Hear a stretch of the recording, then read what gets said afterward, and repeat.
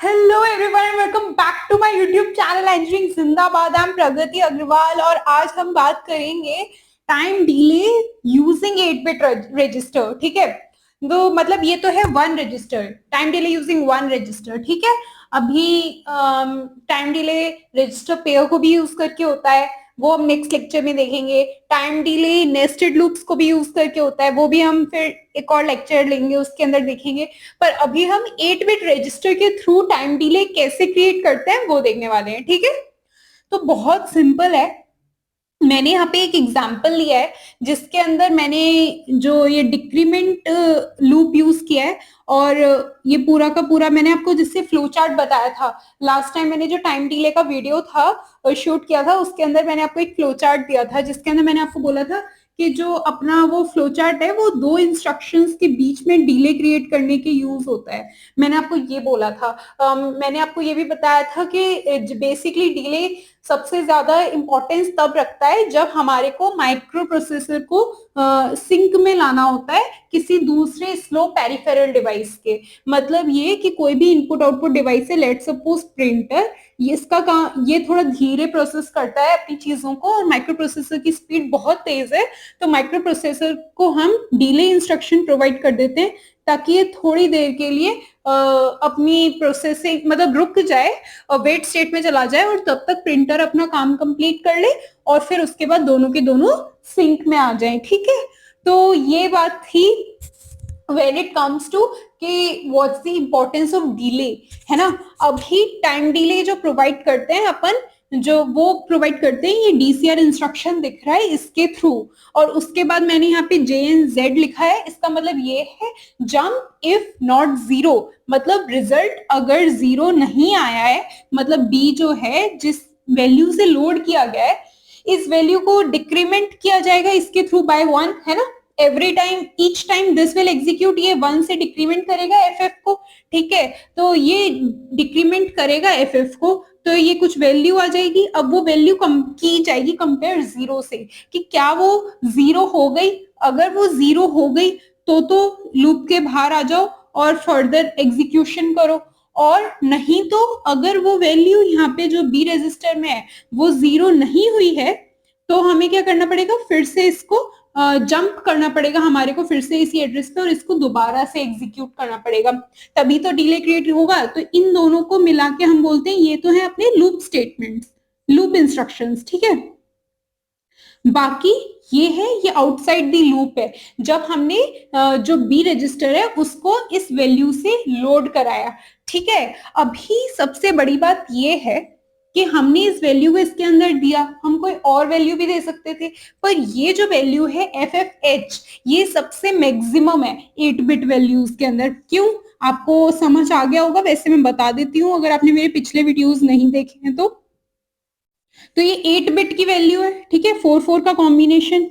मैंने 8421 8421 क्यों लिखा है, हिंट के लिए मैंने आपको पहले भी बताया था, एक बार बता देती हूँ मैं फिर से।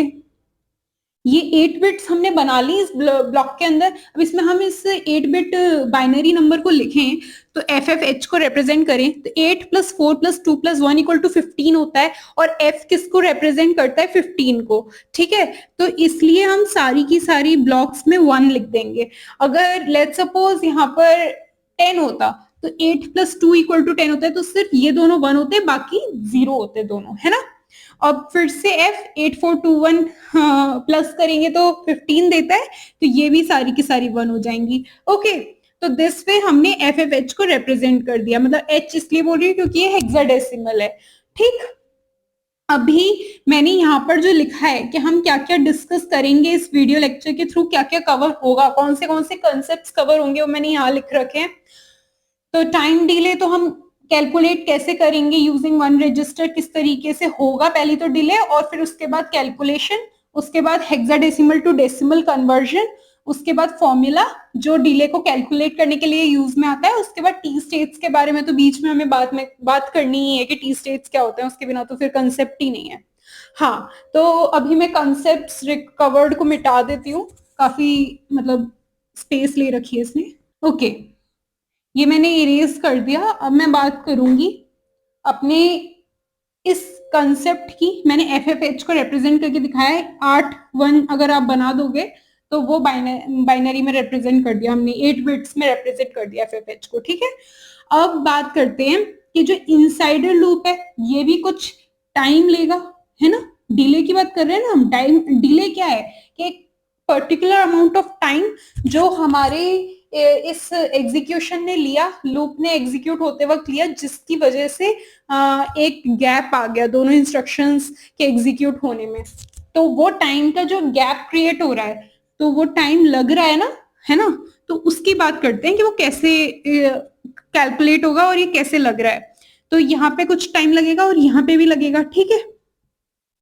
मैंने आपको बताया था कि जो अपना माइक्रो प्रोसेसर है वो उसको क्लॉक दी जाती है इस तरीके से 0 1 के फॉर्म में।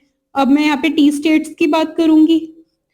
ये क्लॉक दी गई, इसका मतलब है 0, इसका मतलब है 1। ये राइजिंग, ये मतलब हाई है और ये लो है, ठीक है। ये राइजिंग एज है, ये फॉलिंग एज है। इनकी बातें हमने करी थी। मैंने आपको ये भी बताया था कि एक राइजिंग एज और जो दूसरी राइजिंग एज है दोनों के बीच में, है ना, या फिर एक फॉलिंग एज और दूसरी फॉलिंग एज के दोनों के बीच में जो मेजरमेंट होता है इसको हम टी स्टेट बोलते हैं। मैंने रिवाइज करा दिया आपको। अब हम बात करते हैं कि कैलकुलेशन कैसे की जाएगी, ठीक है। तो ये है बहुत सिंपल, इसके अंदर कुछ भी नहीं है। अपने को अपन ने क्या किया है, एक रजिस्टर के अंदर कोई वैल्यू डाल दी है। ये वैल्यू सबसे बड़ी वाली ली है मैंने FFH, और फिर उसके बाद उस वैल्यू को डिक्रीमेंट कराने में जो टाइम लगा है इसी को अपन डिले कह रहे हैं, ठीक है। मतलब एक वैल्यू डाल दी बी रजिस्टर में, उसको डिक्रीमेंट करा रहे हैं और फिर उसके बाद जब तक वो 0 नहीं हो गई है तब तक हम इसे कंटिन्यू कर रहे हैं डिक्रीमेंट को, इसी को हम डिले कह रहे हैं। ओके हाँ, अभी मैं क्या कह रही हूँ कि कैसे कैलकुलेट किया जाएगा इस डिले को, मैं बताती हूँ कैसे। मतलब अभी मैंने आपको स्टार्टिंग के लेक्चर्स में बताया था कि हमारा माइक्रो प्रोसेसर जनरली हम बाय डिफॉल्ट लेते हैं। अगर एग्जाम में कुछ और आ जाए तो फिर उस हिसाब से करना, नहीं तो हम बाय डिफॉल्ट कंसीडर करते हैं कि हमारा माइक्रो प्रोसेसर 3 मेगाहर्ट्ज यानी कि 3.072 ऐसा कुछ वैल्यू थी, तो हम अप्रोक्स मान लेते हैं कि 3 मेगाहर्ट्ज फ्रीक्वेंसी है अपने माइक्रो प्रोसेसर की, ठीक है, फ्रीक्वेंसी जिसपे ये ऑपरेट कर रहा है। तो हमारा जो टाइम पीरियड होगा टी, ये क्या होता है, इनवर्सली प्रोपोर्शनल टू फ्रीक्वेंसी। तो टी इक्वल टू 1/f लिख सकते हैं अपन। तो 1/f क्या हो गया, 1/3 इंटू 10⁻⁻⁻6। इसका मतलब ये हो जाएगा 0.33। हाँ, 3 3 93, यस। और माइक्रो सेकेंड क्यों, क्योंकि जो -6 है उसके लिए माइक्रो होता है। आपने पढ़ा होगा पिको, नैनो, माइक्रो, मिली, ये सब अपन ने बचपन में यूनिट्स पढ़े थे। तो -6 के लिए माइक्रो, तो म्यू का साइन यूज किया है। अभी ये हो गया अपना क्या, टाइम पीरियड।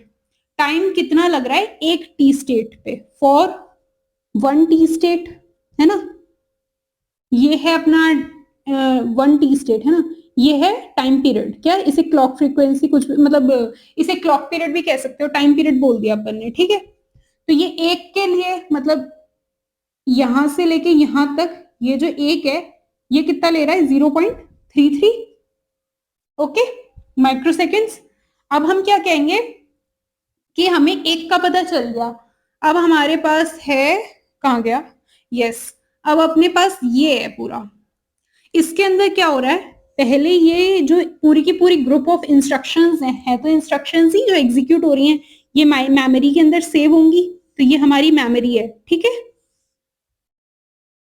अभी अपना जो मेमोरी है 1001, 1002, 1007, ठीक है।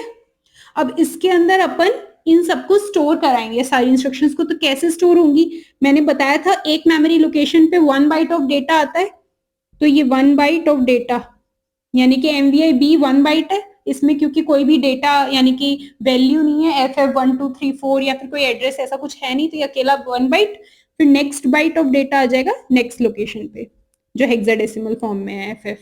उसके बाद अपन कंटिन्यू करेंगे DCR-B। ये पूरा का पूरा 1 बाइट ऑफ इंस्ट्रक्शन है। अगर आपको नहीं समझ आ रहा है आप मेरे पिछले वीडियोस इसी प्लेलिस्ट के अंदर देखना, जो कि मैंने 1 बाइट 2 बाइट इसको number of bytes of each instruction वो मैंने बताए थे, सारे के सारे data transfer instructions, increment decrement instructions, arithmetic सब मैंने सब बताए थे, मतलब अरिथमेटिक के अंदर ही थे इंक्रीमेंट डिक्रीमेंट।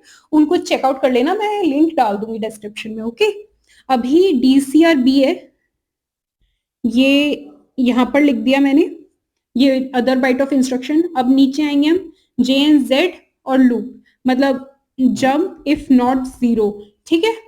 तो ये अपना आ जाएगा, वेट अ मिनट, यहाँ पर अपन वो लिख देंगे, क्या बोलते हैं, 16 बिट एड्रेस, ठीक है। तो ये कैसे आएगा मैं बताती हूँ आपको। JNZ first byte of instruction है, ये पूरे इंस्ट्रक्शन की फर्स्ट बाइट है, तो JNZ यहाँ आ जाएगा। देन कम 16 बिट एड्रेस, उसमें मैंने आपको बताया था कि जो लोअर ऑर्डर मतलब जो लोअर ऑर्डर बाइट बिट होगी, लोअर ऑर्डर बाइट होगी वो छोटे वाले एड्रेस पे आएगी, और हायर बाइट होगी वो बड़े वाले एड्रेस पे आएगी। तो लेट्स सपोज यहाँ पे लिखा है 5000, है ना। तो जो ये तो है हाई बाइट और ये है लो बाइट, तो जो लोअर बाइट है वो ऊपर आ जाएगी और हायर बाइट है वो नीचे आ जाएगी, यानी कि 50 यहाँ आ जाएगा, ठीक है। ये हमने मेमोरी पे, ये मेमोरी है अपनी, ये हमने मेमोरी पे ये पूरे के पूरे इंस्ट्रक्शंस सेव करा लिए। अभी क्या होगा, इनका एग्जीक्यूशन होगा तब डिले लगेगा, ठीक है। आपके लिए मैं ये ऐसे बना देती हूँ, थोड़ा आपको कंफ्यूजन ना हो, ठीक है। मैं दूसरा पेन ले लेती हूँ, या फिर इसी से कंटिन्यू कर लेते हैं, या मैंने ब्लैक पेन ले लिया। हाँ, अभी हम कैलकुलेशन पार्ट पे आते हैं, ठीक है। तो सबसे पहले क्या करेंगे अपन, कि हमें पता है कि देखो एक टी स्टेट के लिए मतलब ये है वैल्यू, ठीक है, ये टाइम पीरियड है। तो हमारा जो फॉर्मूला है, जो मैंने आपको बताया था कि हम कौन से कंसेप्ट को क्लियर करें, हम फॉर्मूला इसका डिस्कस करेंगे, कंसेप्ट कवर्ड के अंदर मैंने लिखा था कि हम फॉर्मूला डिस्कस करेंगे।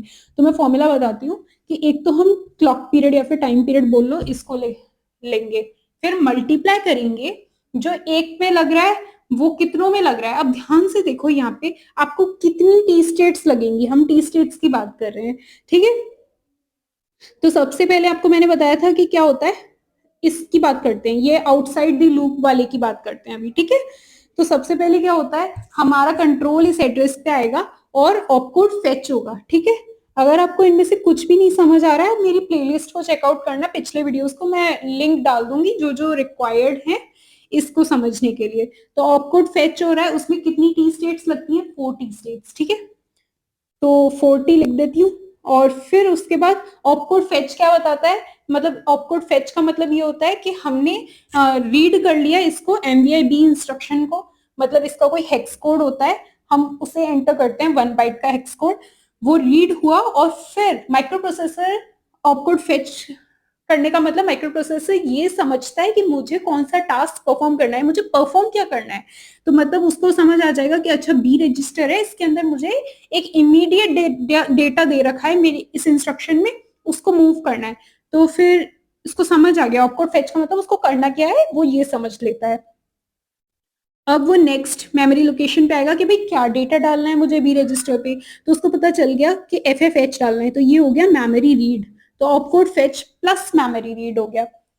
अभी हम, मैं ये फॉर्मूला लिख देती हूँ यहाँ पे कि हमने क्या यहाँ पर लिखा कि नंबर ऑफ टी स्टेट्स, है ना, required in the execution of that instruction, ये इंस्ट्रक्शन कितने टी स्टेट्स में एग्जीक्यूट हो रहा है, कितने टी स्टेट्स ले रहा है, यहाँ पे कितने टी स्टेट्स ले रहा है, मेमोरी रीड कितने टी स्टेट्स की होती है, इट्स ऑफ 3 टी स्टेट्स। ये ऑफ कोड फेच और मेमोरी रीड क्या है, मशीन साइकिल्स हैं, ठीक है।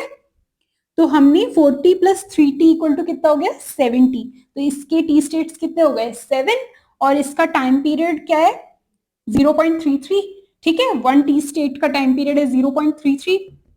तो हमें ये वैल्यू भी पता चल गई, और हमारे को 4t plus 3t equal to 70, है ना, 4t प्लस 3t ये भी पता चल गई। अब हम मल्टीप्लीकेशन करते हैं कि 0.33 तो अपना टाइम पीरियड का के लिए हो गया, 0.33 microsecond, number of T states हो गए 70, तो ये हो गया मिला के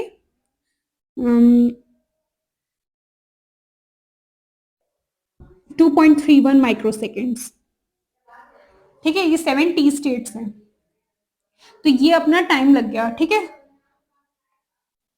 यस अभी अपन ने इस आउटर लूप के लिए कैलकुलेट कर लिया डिले, मतलब टाइम जो लगा इसको, इस वाले आउटर लूप को, इसके लिए ये डिले नहीं है, असली ये वाला कैलकुलेट करेंगे अपन लूप वाला। ठीक है, तो अभी इस पॉइंट पे हम आते हैं। पहले अपन ने ये टोटल डिले का एक पार्ट है, मतलब इसको आप कह सकते हो कि delay created by the instruction outside the loop. ये तो पूरा लूप है, आउटसाइड द लूप को कितना लग गया डिले, ये है ना, तो इसको आप बोल दो delay created by instruction outside the loop. तो आउटसाइड के लिए DO लिख दिया मैंने। ठीक है, नाउ इन दोनों की बारी।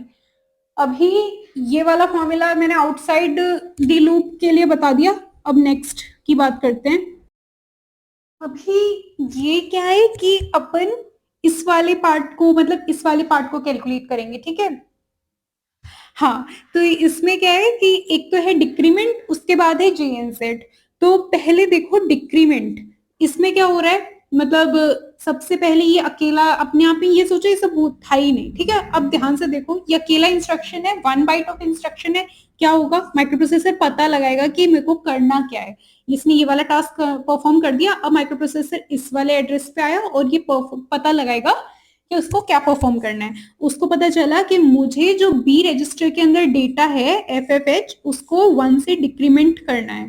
ठीक है, बी रजिस्टर के अंदर, तो वो उसको पता चल गया ऑपकोड फेच से, तो इसका काम हो गया। मतलब सिर्फ कितने टी स्टेट्स लगे इस वाली इंस्ट्रक्शन के लिए, BCRB के लिए 4 टी स्टेट्स। तो वो नेक्स्ट मेमोरी लोकेशन पे गया। अब नेक्स्ट मेमोरी लोकेशन पे फिर से वो पता लगाएगा कि अब मुझे क्या करना है, तो JNZ पे उसको पता चला ये पढ़ के कि भाई मुझे जंप करना है एट अ पर्टिकुलर एड्रेस जो मुझे दे रखा है 16 बिट का, कोई मतलब उसको पता चला कि मुझे जंप करना है किसी 16 बिट एड्रेस पे, इन केस जो हमारा 0 फ्लैग है वो इक्वल टू, देखो जंप इफ नॉट 0, मतलब रिजल्ट अगर 0 होगा तो ये 1 होगा, तो और अगर 0 रिजल्ट अपना, मतलब इसके अंदर अगर ये 0 नहीं है तो ये 0 हो जाएगा, 0 फ्लैग सेट नहीं होगा अगर ये 0 नहीं है तो, है ना। तो यहाँ पे कुछ भी जो भी वैल्यू आई, ठीक है, तो वो 0 फ्लैग उस हिसाब से अभी सेट नहीं हुआ, क्योंकि ये 0 नहीं हुआ। ऑब्वियसली जो इतना बड़ा नंबर है जो अभी हम बात करेंगे 255, ये जो FF है इसको डेसिमल फॉर्म में 255 है, कैसे हुआ कन्वर्ट होके भी बात करेंगे, कैसे कन्वर्ट किया जाता है। अभी इसे ध्यान से देखो, तो यहाँ पे FF को बाय 1 डिक्रीमेंट किया तो 0 तो नहीं आया, इसलिए उसने जंप किया। ठीक है, जंप इफ नॉट 0, हाँ, तो अगर 0 नहीं है रिजल्ट, इसका मतलब 0 फ्लैग रीसेट है, तो नहीं है 0, तो जंप कर गए। ये नहीं कि Z 0 है कि नहीं, इसका मतलब ये है कि जो यहाँ पे रजिस्टर B है इसके अंदर जो डेटा है वो डिक्रीमेंट होके 0 हुआ कि नहीं, वो नहीं हुआ 0, तो इसलिए हम यहाँ से जंप करेंगे। ठीक है, तो एक बात बताओ मुझे कि आप जब जंप करते हो तो उसमें कुछ ना कुछ टी स्टेट्स एक्स्ट्रा लगेंगी, है ना, और इसलिए जो JNZ लूप है इसके लिए अपन जो टी स्टेट्स लिखते हैं वो इस तरीके से लिखते हैं। इसका मतलब ये है कि इन केस जंप हो रहा है, जंपिंग हो रही है, उसमें तो 10 टी स्टेट्स लगेंगे, और अगर जंपिंग नहीं परफॉर्म हो रही है, मतलब यहाँ से एग्जिट कर गया ये लूप से, यहाँ पे ये 0 हो गया पहली बार में ही, लेट सपोज यहाँ 1 था, वो डिक्रीमेंट होके यहाँ पे 0 हुआ, और नेक्स्ट पे आया, उसने चेक किया कि क्या ये 0 है,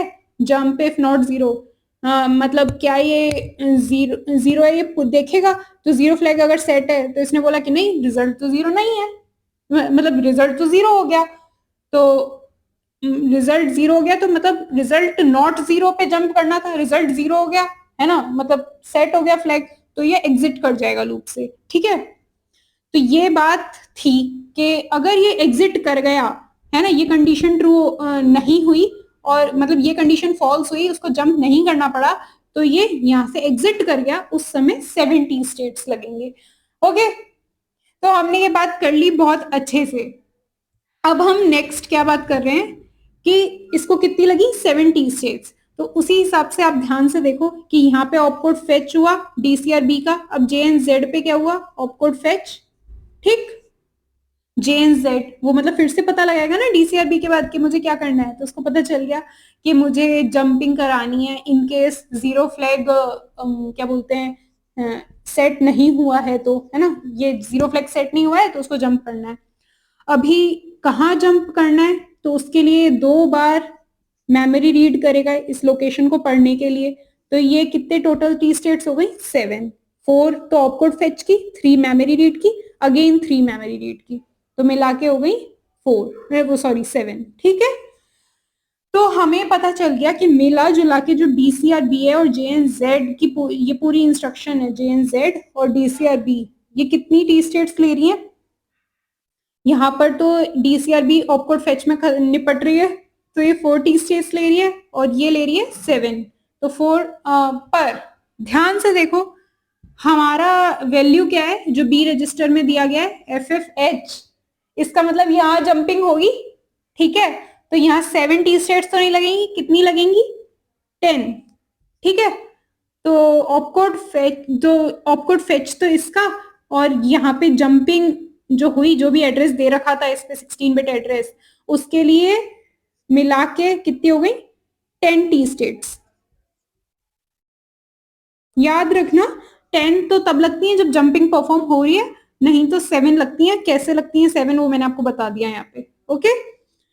तो क्योंकि मतलब उसमें तो जंपिंग जब करनी ही नहीं है तो फिर तो सीधे सीधे 3 मतलब ऑपकोड फेच हुआ, मेमोरी रीड हुई, मेमोरी रीड हुई और काम खत्म, ठीक। तो यहाँ पे क्योंकि जंपिंग होगी 10 लग गई। अब काफी रिपीट कर दी मैंने बातें, मैं फॉर्मूला की तरफ आती हूँ, ठीक है। For delay delay from loop है ना, डिले अकर्ड थ्रू लूप है ना, जो ये लूप है इसके थ्रू डिले, जो डीसीआर और जेएनजेड इंस्ट्रक्शन है इनके थ्रू जो डिले हैपन हो रहा है उसका फॉर्मूला मैं यहाँ लिख रही हूँ। वो हो गया अपने पास देखो, एक तो कि एक टी स्टेट के लिए ये जो टाइम पीरियड अपन ने लिख रखा है, तो मतलब मैं पहले फॉर्मूला लिख देती हूँ कि टी टाइम पीरियड लिखेंगे अपन, और उसके बाद अपन नंबर ऑफ टी स्टेट्स लिखेंगे, number of T states, number of T states कितनी है अपने पास, 10 है, एंड 4 किसकी है, इसकी डीसीआरबी की, ऑपकोड फेच इसका भी तो हुआ है अलग से, और इसका अलग है 10 टी स्टेट्स इसकी अलग है, और इसकी अलग है 4 टी स्टेट्स ऑपकोड फेच इसका डीसीआरबी का। तो और फिर उसके बाद नंबर ऑफ टी स्टेट्स तो मिला के हो जाएंगी 14, ठीक। और उसके बाद एक चीज और मल्टीप्लाई होगी कि इस ये लूप कितनी बार चलेगा, ध्यान दो, ये लूप कितनी बार चलेगा, जितनी बार ये एक एक से डिक्रीमेंट होगा एफ एफ एच। तो एफ एफ एच, अब यहाँ पर बात आती है हेक्साडेसिमल टू बाइनरी कन्वर्जन की, ठीक है, मतलब डेसिमल कन्वर्जन की, ठीक है। तो ये कचरा जो मैंने किया है उसको मैं मिटा देती हूँ, काफी ऑड लग रहा है, हाँ। तो एक बार ध्यान से देखो 16 बेस है, मतलब हेक्साडेसिमल है एफ एफ। अब एक बार इसको देखो, ये मैं ये मैंने मेथड में लिख रखा है कि इसका मतलब क्या, कन्वर्ट कैसे करना है, तो मैं यहाँ पर दोबारा से लिख देती हूँ। एफ एफ है, आपको क्या करना है, जैसे लेट सपोज कोई बहुत बड़ा हेक्साडेसिमल नंबर होता है एफ एफ ई ए 1, ठीक है, लेट सपोज, या फिर 2, है ना, कुछ भी ऐसा हेक्साडेसिमल नंबर होता, तो आप क्या करते हैं 16 रेज टू द पावर 0 से इस वाले को मल्टीप्लाई करते, इसको 16 रेज टू द पावर 1, इसको 16 रेज टू द पावर 2, इसको 16 रेज टू द पावर 3, और इसको 16 रेज टू द पावर 4 से मल्टीप्लाई करते, ठीक है। मतलब राइट हैंड साइड से लेफ्ट हैंड साइड जाना है और इनको मल्टीप्लाई मल्टीप्लाई मल्टीप्लाई मल्टीप्लाई करते जाना है और ऐड करना है। कैसे, 16 टू द पावर 0 से मल्टीप्लाई किया, ऐड किया किससे, 16 टू द पावर 1 से मल्टीप्लाई किया, ऐड किया किससे, 16 रेज़ टू पावर 2 से। मतलब आप देख रहे हो कैरी बढ़ती जा रही है, 0 1 2 3 4, 0 से स्टार्ट होना है और इंक्रीमेंट कर देना है बाय 1। तो इसमें भी वही चीज, राइट टू लेफ्ट मल्टीप्लीकेशन करो इसका किससे, 16 रेज़ टू द पावर 0 से, और फिर यहाँ पे 16 रेज़ टू पावर 1 से मल्टीप्लीकेशन कर लिया, उसके बाद ये सब कुछ ऐड कर दो। ऐड किया तो अपन f को, मतलब हमने हम ये बात जानते हैं कि ए को 10 से रिप्रेजेंट करते हैं, बी को 11 से, ऐसे ही करके सी डी ई एफ तक जब अपन जाएंगे तो एफ को 15 से करते हैं, ठीक है, सी 12, बी 13, ई 14 एंड एफ 15। तो अपन ने क्या किया, एफ को 15 लिख दिया दोनों बार और मल्टीप्लीकेशन परफॉर्म कर दिया। 15 इंटू 16 क्या होता है 240, और 15 आई एम सॉरी, यस हाँ सही है, और 15 into 16 raise to the power 0 है, तो किसी की भी पावर 0 का मतलब वो 1 हो जाता है, तो 15 इंटू 1 क्या हुआ 15, और इन दोनों का ऐड किया तो ये अपने को डेसिमल में रिजल्ट मिल गया 255। इसका मतलब ये कि हमारा ये डिक्रीमेंट कितनी बार होगा 255 टाइम्स, है ना, ये अपन ने डेसिमल में निकाल लिया, तो ये कितनी बार लूपिंग होगी 255 टाइम्स होगी, तो number of times this loop will run, है ना। तो आप या तो लिख सकते हो number of times loop will run, और या फिर आप लिख सकते हो इनके जो डेटा आपने रजिस्टर में लोड किया है 8 बिट का, है ना, तो 8 बिट वैल्यू इन रजिस्टर,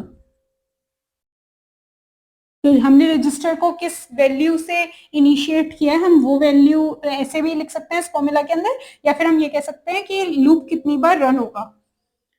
अब हमने ये फॉर्मूला लिख दिया, तो अब अपन इसके अंदर वैल्यू सब्स्टिट्यूट कर देते हैं 0.33, तो माइक्रो सेकेंड अपना टाइम पीरियड है, नंबर ऑफ टी स्टेट्स 14 है, मैंने आपको बताई दी थी कि 10 तो JNZ 16 बिट एड्रेस इसको एग्जीक्यूट करने में लग रही है, और 4 इस वाले के लिए, क्योंकि ऑपकोड फेच होगा बस और खत्म हो जाएगा काम। आपको अगर कंफ्यूजन आ रहा है मशीन साइकिल्स कैलकुलेशन वाली चीज को समझने में, मैं आपके लिए वीडियो जो मैंने पहले बना रखा है उसको डिस्क्रिप्शन में डाल दूंगी, ठीक है, उसे देख लेना, उसमें मैंने ज्यादा बेटर तरीके से एक्सप्लेन किया है। अभी नंबर ऑफ टी स्टेट्स हो गई 14, 4 प्लस 10, है ना, 14 ही लिख देती हूँ सीधा, बहुत ऑड लगेगा 14। अभी मल्टीप्लीकेशन करो इसका किससे, number of times loop will run, यानी कि इसका जो डेसिमल फॉर्म है एफ का, यानी कि 255, अब मल्टीप्लाई करके जो भी आंसर आएगा वही अपना रिजल्ट होगा, तो ये हो गया 33 इंटू 14,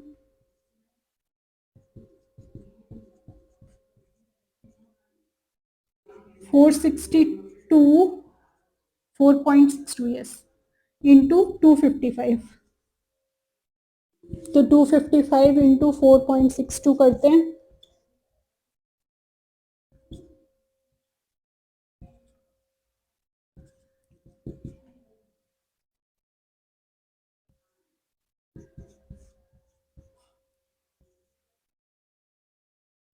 यस, तो ये अपना रिजल्ट आ गया 1178.1, क्या हो गया ये माइक्रो सेकेंड। ये हमने कैलकुलेट कर लिया लूप के थ्रू जो अपना डिले टाइम क्रिएट हुआ है, ठीक है, तो ये बहुत सारा जो मैंने इतना सारा कुछ लिख दिया है इसको मैं इरेज करके, यहाँ पे 16 बिट एड्रेस आएगा, ये लिखा था मैंने, यहाँ पर लिख देती हूँ मैं DL जो है वो अपना 1178.1 माइक्रो सेकेंड, ओके। अब डिले आउटसाइड दी लूप और डिले थ्रू दी लूप हमने कैलकुलेट कर लिया। अब एक बात नोटिस नहीं की होगी शायद आपने, या फिर बहुतों ने नोटिस कर ली होगी इस पॉइंट तक, अगर की है आपने या फिर तो फिर प्लीज कमेंट करना, ठीक है, मैं भी तो देखो कितनों ने नोटिस किया।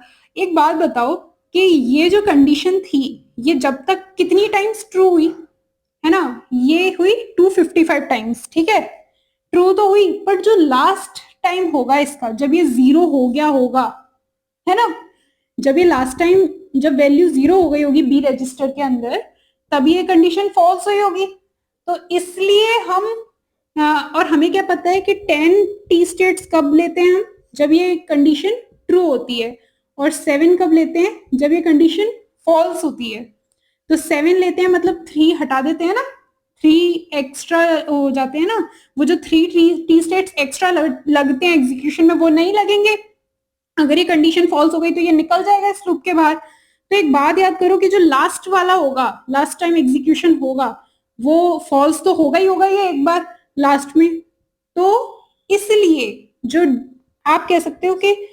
क्या क्या कहते हैं कि जो लास्ट टाइम आपने एग्जीक्यूशन किया उसके जो 3 टी स्टेट्स आए, मतलब वो एक्स्ट्रा टी स्टेट्स लगा दिए ना आपने, इसमें भी जोड़ दिए, उनको हटाना पड़ेगा। मतलब ये लूपिंग हुई, लास्ट वाले में सिर्फ 7 लगे होंगे, 10 तो नहीं लगे होंगे, क्योंकि ये फॉल्स हो गई होगी कंडीशन। तो उसके लिए हम ये जो 3 टी स्टेट्स जो एक्स्ट्रा हैं उनको मिटाएंगे इसमें से, पूरे में से। तो 3 टी स्टेट्स मिटाने के लिए अपन जो 3 टी है उसको मिटाना है, तो इनटू जो टाइम पीरियड है, मतलब 3 T states, number of T states into time period, यही तो होता है। तो ये जो डी एल ए मतलब जो लास्ट वाला है, जो एक्स्ट्रा लगा हटाना है जो अपने को इसमें से, वो डी एल ए है, वो हमारा ये होगा 3 × 0.33। तो जो डी एल ए है वो आया अपना 3 × 0.33। आपको समझ ही आ गया, ये तो है 3 क्या, नंबर ऑफ टी स्टेट्स, और ये है अपना टाइम पीरियड। ठीक है, टाइम पीरियड। अभी ये क्या हो गया, 0.99। यस, अब इसको हम किस में से सब्ट्रैक्ट करेंगे, जो अपना टोटल टाइम पीरियड आया है। तो ये हो गया total time period, DO plus DL, है ना। तो वो हो जाएगा 117778। या फिर आप ऐसे कर सकते हो कि जो डीएल है उसमें से डीएलए को रिमूव कर दो, थोड़ा इजी हो जाएगी कैलकुलेशन। माइनस जो 0.99 है ना, वो कर देते हैं अपन यहाँ से सब्ट्रैक्ट।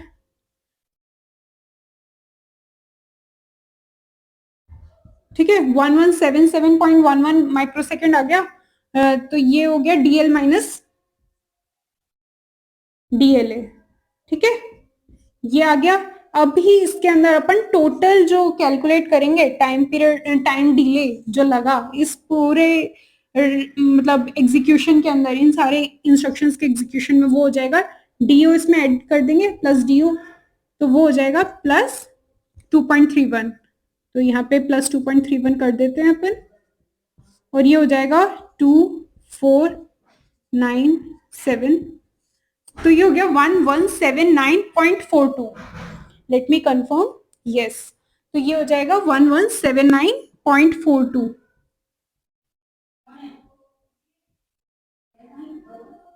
ठीक है, माइक्रो सेकेंड्स। और आप इसे वो भी लिख सकते हो 1 पॉइंट राउंड ऑफ करके 2 मिली seconds. So yeah, this is the time delay that has occurred because of these instructions। थोड़ा कचरा कर दिया बाद में, उसके लिए I'm really sorry।